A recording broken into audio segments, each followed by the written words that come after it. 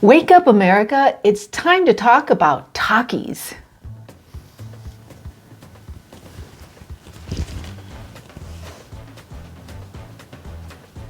Welcome to Digest This, the show that helps you revolutionize your digestive health. Here are your hosts, Dr. Liz Cruz and Tina Nunziato. Hello and welcome to Digest This. I'm Dr. Liz Cruz and I've got Tina Nunziato sitting right here by my side. Welcome. Thank you so much for joining us. If you're a first-time listener, we welcome you. If you're a regular listener, thank you for being on this journey with us. We love you.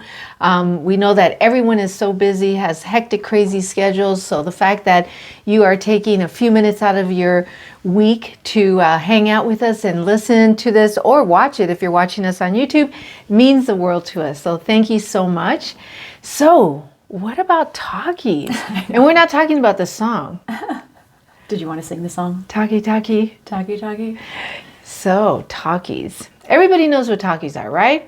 I'm pretty sure everybody knows what Takis are, especially teenagers. Yes. Yeah. Yes. Well, Takis have been out since, 1999 is when they were actually released in Mexico, but they came to America in 2006.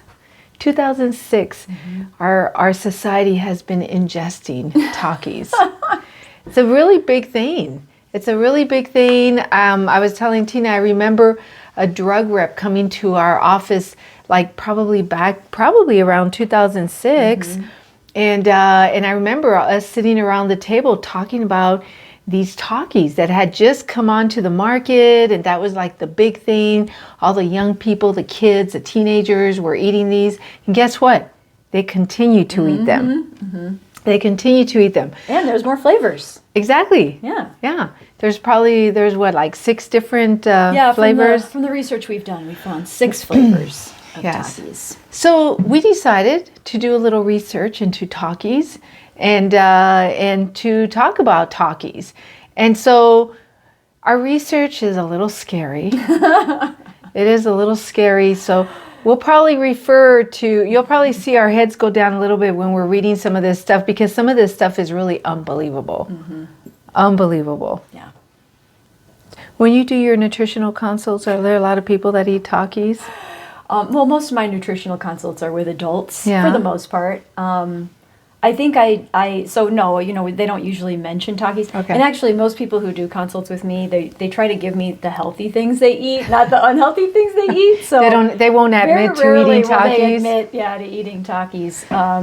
Which is fine. But you definitely see Takis being eaten, especially among the teenagers. We have 3 teenagers, so our teenagers do not eat Takis, but a lot of their friends who come over, or it's the birthday parties, and we'll go and buy snacks, and the kids are always like, "Can we get Takis?" And I'm like, Yeah. "No, that's the one thing that I just cannot bring myself to buy." I mean, I'm sure that our kids, because let's face it, they are teenagers and they're surrounded by, they go to school. It's not like we have our kids in a bubble. They're not homeschooled. They're not, just under our view all the time. So I'm sure they've had them. But yes, I know they have had them before. Yeah. I just know that they choose other snacks for the most part. There's plenty of other snacks to choose from. So let's just jump into it because these ingredients are just, look, I'm just going to tell you, there is nothing good about this.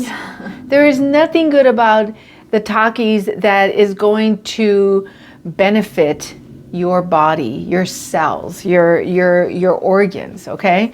But you do need to know what's in Takis because you may have kids, you may know of kids or people in general that are eating Takis, and I think the big thing is they're eating them regularly. Yeah. It's one thing if it was just a snack every once in a while, like they go to a birthday party once a month and they have Takis. It's not it though. They're eating it all the time. And Right. I think a lot of parents, well, and kids. Kids don't care as much about their health. Obviously, when you're a teenager, you're invincible. So you don't really care True. about what you're putting in your body. But as a parent, I don't think parents know, how bad these things are. I think if they did realize it, that they would maybe have their kids choose something different. Yeah. But we just wanted to talk about that because we're just here to educate. Yeah. That's all. Okay, we're just here to educate. You make your decision. It's not we're not here to make any judgments or anything, but educate, okay, and get the information out there, because it's our goal to help our patients and our clients, wherever they may be around the world, to eat healthier and to be healthier. And so the reality is that there are so many foods out there that if you're eating them regularly are not going to help the cause as far as you eating healthier. Okay? All right, so let's just jump into it. Okay. Takis. 6 flavors. 6 flavors, exactly. So all the flavors have slight variations of ingredients, especially the main difference is the food colorings that are dyes. used in them, the dyes, based on what color the Taki is. So obviously if it's a blue Taki, it's going to have blue dye. If it's a red, yellow Taki, it's going to have red, yellow, stuff like that. So, that's primarily the big difference. The base of Takis is pretty much the same in terms of the general ingredients. So the first ingredient is corn flour, and then vegetable oil, which is very common in most chip products. And then they've got, seasoning, which they put in quotes, and then there's a parentheses for their seasonings. And this is where it gets specific to Takis. The first one is maltodextrin. So did you want to talk about maltodextrin? Yeah, sure. Let's talk about maltodextrin. So maltodextrin, it's not an artificial sweetener. Right. It's not an artificial sweetener. It is a type of carbohydrate, and it behaves like similar a sugar. To a sugar. Yeah, right. it's like a And sugar actually, you substitute. find it in a lot of. A lot of processed foods. If you look at ingredients, you'll see maltodextrin as one of the ingredients. So that's number one. Right. The next one is citric acid and sugar. So you've got a form of sugar, then you've got citric acid, and then actual sugar in the product. And then you've got MSG. So did you want to talk about MSG? Sure. So MSG, I mean, most of you may be familiar with MSG, monosodium glutamate. It's actually added to a lot of foods in restaurants. It used to be like a big thing, especially like in Asian restaurants. But I've noticed over the years that a lot of restaurants have actually gone out of the way to not use MSG, and if you'll see on their menu, a lot of times it'll say no MSG added. Yeah. Okay, but MSG. So basically, it's produced by fermentation of starch, sugar beets, sugar cane, or molasses. All right, but it does have effects on human beings. It does have effects. Some of the toxic effects include obesity, disruption in our adipose tissue, in our fat tissue, damage to the liver. Okay, that's a big one. Even CNS, like central nervous system issues and dysfunction. So it is something to be concerned about. Okay, again, every once in a while here or there is one thing, but taking it in on a regular basis. And look, I'm going to tell you, if you go to the chip aisle and you look at chips, okay, I'm pretty sure you're going to find a lot of chips. If I recall, like now Doritos has MSG in it. I mean, there are a lot of chips out there now that have MSG, which I don't understand why they started putting MSG, because I don't recall that Doritos, decades ago had MSG. But then again, honestly, I wasn't looking at ingredients. Yeah. Well, that, and I just think food companies are trying to make products as cheap as possible. Sure. To make as much money as possible off of every bag sold. So there might have been an ingredient that they used to use, and now they've substituted it with MSG to make the product cheaper to make. Typically is what happens as the years go on, and more foods are approved by the FDA to use in place of other foods that may have cost the food manufacturer more money. I do know that I do recall that I realized, when we started learning about different ingredients and additives and stuff that's being put in food, I do remember that I noticed that every time I went to certain restaurants, the next day I would have a headache. Okay. And when I finally realized that it was probably MSG, then I tested it. I tested it, and I remember, we would go to a restaurant and they had MSG in some of their dishes, and I would test it and I would have it, and sure enough, the next day I would have a headache. And so I'm convinced that for me, one of the biggest side effects I was having of MSG were headaches. Right. And so that's, just something to keep in mind, okay? Yeah. And then the thing is, again, we had a birthday party here with our kids recently. They had a bunch of friends over, and the friends are like, I have a headache. They're like, I don't feel good. I have a headache. Do you have any Advil? Do you have any Tylenol? And it's like, at your age, like, you should not be getting headaches, right? And you shouldn't have to be taking pain meds at 13 years old. So it's just concerning, right? There's just stuff that's being put in our foods, and it's causing our children to have issues, health issues, and then we just give them a pill and hope that it goes away instead of really taking away the cause of the problems. Absolutely. So the next ingredient is hydrolyzed soy protein. Now, we definitely have to read what we found on hydrolyzed soy protein because it's created by breaking food down into amino acids, and usually this is accomplished by boiling the food in hydrochloric acid and then neutralizing the solution with sodium hydroxide. Goodness. As yucky as this sounds, this is literally on Google. As yucky as this sounds, these foods, if you can call them that, literally on Google, are considered safe by the FDA. Okay, and so these are things that are in our food. And again, a lot of these things that are in our food are not allowed in other countries. Yes, that's true. Literally not allowed in other countries. Yet we allow them here. They're safe by the FDA, so companies use them, and they're in our products. So again, it doesn't really seem like a great food to be consuming regularly. I think it's funny that on Google, because we looked up all these things, and it said, it sounds yucky, but yet this is considered safe. Yeah. So, I mean, look, I know that we are such a trusting society, right?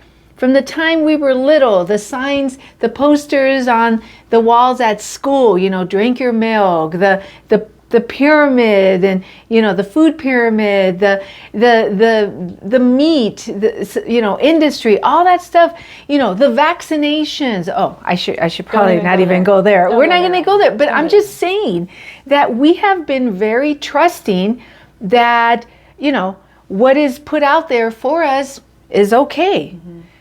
But it's not. It's not. And you have to question it, and you have to be wondering, is this okay for me to be putting in my body? Okay? Because the reality is that we don't think about that stuff because we're just eating, and then it goes down and gets digested. You're not thinking about your digestive process and how it gets, the nutrients get absorbed if there are nutrients. I mean, you're not thinking of that stuff. You're just putting stuff in. We're just putting in a lot of toxins Yes. that aren't food. And our body doesn't know what to do with this stuff because it's not real food. And so what happens is the body stores it in fat. The body stores it, creates tumors, cancer. Yes. This is the stuff that if you're ingesting this stuff all the time and it's not real food, the body literally is trying to keep you well. But it doesn't know what to do with this stuff, and it makes a lot of compromising starts to happen in the body. So it is important to read food labels and understand not just the nutritional panel, like how much sugar, how much carbohydrates, whatever, but actually reading the ingredients.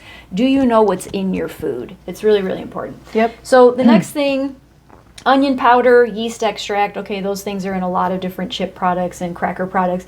Then you've got the dyes, the red 40, Lake, yellow 6 Lake. A lot of these dyes have been linked to things like ADHD, autism, bad digestion. There's just so many things in kids, especially, that these dyes have been linked to. So eating food dyes, again, not great on a regular basis, okay? And then you've got natural and artificial flavors, which again, just as a reminder for 50 different things that these companies can put in this product and not have to tell you about, okay? So anytime you see natural flavors, artificial flavors, that should be a trigger for you, okay? They're hiding something that they don't want me to know about. Code for chemicals. Exactly. And then they've got sodium bicarbonate, which, okay, we actually have sodium bicarbonate in our salts product, right? It's salt, basically, a healthy form of salt. But then you've got soybean oil, chili pepper, and then you get into this disodium inosinate and disodium guanylate. So, again, can't even pronounce these words. If you can't pronounce it, it's probably not good. Exactly. It's not a food. It's a chemical, and it doesn't belong in your body. Yeah. Okay. So these are just things that, that basically it's just stating that they're food additives. Typically in crackers and chips and things like that, but they're known to cause behavioral problems in children, attention deficit disorders, lethargy, sleepiness, insomnia, numbness or paralysis, seizures, slurred speech, chills and shakes. Like, it sounds great. It's just not healthy for us, okay? I think is the bottom line. I mean, both of those kind of said the same thing in terms of what they can cause in the body. And then the final cherry on top is, of course, the TBHQ. Oh, yes. Which they put in quotes as an antioxidant, right? Which is hysterical because antioxidant is a key term. Typically, people look at the word antioxidant and go, oh, that's healthy. Right. Right? Yeah, antioxidants are meant to actually help the body. Exactly. Because typically that is what they're for. Right. It's to help the body get rid of those abnormal cells, the radicals that are creating disease in our body. Right. But that's not what antioxidant means for this additive. That's right. This is actually an additive, and the reason they are calling it an antioxidant, I personally think that they're trying to deceive us by saying antioxidant, because if you look at that, it's like, oh, well, then there is one great ingredient, but it's mainly to, it's like an antioxidant as a preservative to help, like certain things will turn brown. It's mainly to help preserve, help to the maintain food, the color, increase the taste. shelf life. Yeah, that's right. So TBHQ is actually found in a lot of processed foods. You will find it in snack crackers, noodles, fast food, frozen foods, especially frozen fish carries a lot of TBHQ. So again, just be careful. That's again a very dangerous chemical that they're adding to our foods. One of the things that it says is TBH is found to cause liver enlargement, neurotoxic effects, convulsions, and paralysis in lab animals. So, it's scary. I mean, look, there's already a lot of issues with liver, fatty liver, and now you've got these chemicals that are concerning for causing liver enlargement. I mean, there is nothing in these ingredients that is going to add benefit to your body. Yeah. Okay. The other thing Google says about TBHQ, which I thought was interesting, was that according to the FDA, it's safe to consume up to 0.7 milligrams per kilogram of body weight of TBHQ per day. But it's difficult because it's not like the package is telling you how much you're consuming, right? They don't tell you, you're getting this much TBHQ in this serving of Takis or this serving of soup, or whatever it is. So you don't know how much are you getting. Yeah. And so if the FDA says you're only supposed to consume X amount, you think they would tell these food companies you have to put the amount on the package, but they don't. So that's also the scary part, right? The FDA has set a limit. How do we judge what the limit is, right? So just something else to think about as you're eating foods like this. There are plenty of other snack ideas. There's plenty of chips on the market that don't have a ton of stuff in them, that have limited ingredients, and it's still a chip. Right. Like I tell patients, it's not like you have to stop eating chips. It's just you have to eat a cleaner version of a chip, and not things with a lot of chemicals and a lot of dyes and a lot of stuff that's affecting our health. I agree, 100%. All right. Well, if you would like to connect with us, we'd love to help you out on your journey. If you're having any digestive issues, or you're just interested in how to promote better digestive wellness for yourself or somebody else, please connect with us. You'll find us on go to our website, drlizcruz.com. You'll find a magenta button on the homepage. And if you click that, you can schedule a free 30-minute wellness consult. And you can do that from anywhere in the world because it is over the phone. And again, you do not have to be a patient. It's for anyone. All right. And if you have not rated our program, our podcast, please give us a rating. Please give us a 5 because that'll help other people just like you to find us. And lastly, if you haven't subscribed, please subscribe so that you don't ever miss an episode. Thank you so much for joining us, and we will catch you on the next podcast. Thank you for joining Dr. Liz Cruz and Tina Nunziato. To learn more about their revolutionary products and services, go online to www.drlizcruz.com.